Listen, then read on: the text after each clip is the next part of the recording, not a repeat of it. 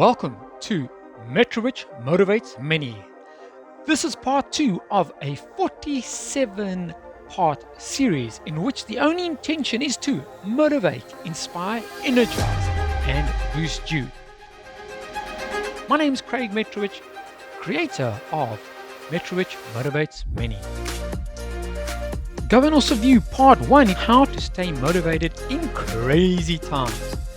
Now let's get into part 2, how to build resilience in tough times. Point 1, all storms teach us lessons. Absolutely true. If you reflect on your life like I've reflected on mine, there's no doubt that those mega tough times, those mega storms, those challenges, things that were at the time hell on earth and seemed like a complete disaster for you, when you look back on them, your charisma, your character, your tenacity, your drive, your get up, there were so many lessons gained from those tough times. If you failed in business, I'm sure you can relate. You had to get up, start again. During the last pandemic, I'm sure we all learned lots of lessons, and it certainly helped some of us build resilience in tough times, and not all of us. Because never forgetting, the emotional nature of each person is somewhat different. All storms teach us lessons. What I've also learned, it is a great method of coping and building resilience in tough times when we do the following. This is my second point.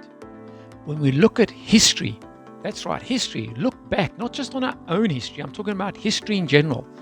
Understand history, because history shows us what we can do in order to survive. Practical examples. Think about records that were broken for survival, people stranded out at sea. Think about people stranded on a mountain in freezing cold, how they survived when they were expected not to make it. Think about what our forefathers went through, living, for example, in a desert with hardly any water, with quite a tough environment, or in a jungle, the other extreme, with nature wanting to take them out. If you look at history and understand history, it certainly can give you a crystal clear understanding of how they built resilience in tough times, how they survived the elements, and reflect on how, I'm not saying how easy you've got it, but certainly if you've got a roof over your head, if you've got a job, if you've got transport, if you've got food in your tummy, just a whole lot of those basics which maybe you're taking for granted, then certainly you're already in a stronger position to build your own resilience to get through the tough times. My third point being, never, ever, ever give up on the day. Because today, we get to start fresh each new day. And I'll give you a practical example. I've had many moments in my life where honestly the day was heading to a total disaster in epic proportions. And a technique that I have used and practiced is to take what I call a stop meeting.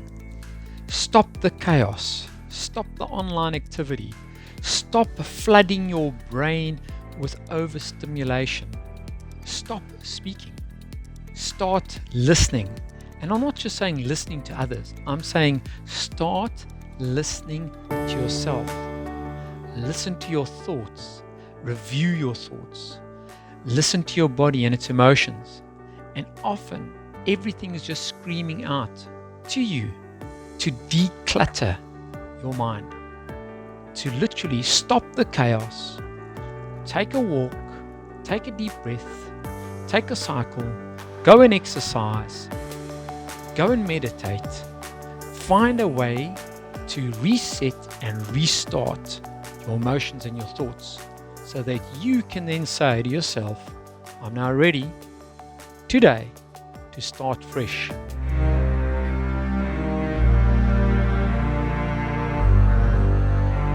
Why do more than 800,000 people per year take their own lives? None of us know the true answer. But the one thing we all do know is that us as human beings are still highly emotional, and we are not robots, and therefore we need to treat ourselves as humans. We need to treat ourselves as emotional beings. And I encourage all of you to stop, pause, think, re-energize. Yes, please share this. Metrowich Motivates Many. My name is Craig Metrowich, and it's thanks to you that we can put this content together. A special shout out to one of our superhero supporters. I just want to thank Pete from Mauritius to say thanks for enabling this specific part 2 series to happen. You're gonna love the next one too.